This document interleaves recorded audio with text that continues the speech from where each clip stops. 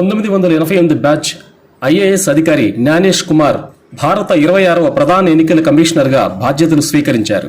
రాష్ట్రపతి ద్రౌపది ముర్ము జ్ఞానేష్ కుమార్ను దేశ తదుపరి ప్రధాన ఎన్నికల కమిషనర్గా, హర్యానా రాష్ట్ర చీఫ్ సెక్రటరీ వివేక్ జోషిని ఎన్నికల కమిషనర్గా నియమించినట్లు సోమవారం రాత్రి ఒక గెజెట్ నోటిఫికేషన్ ద్వారా న్యాయ మంత్రిత్వ శాఖ తెలియజేసింది.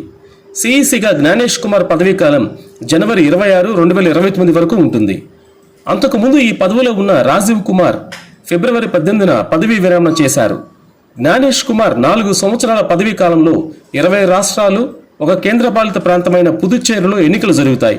ఆయన పదవీ కాలంలో ఎన్నికలు బీహార్ నుంచి ప్రారంభం కానుండగా చివరి ఎన్నికలు మిజోరాంలో జరుగుతాయి.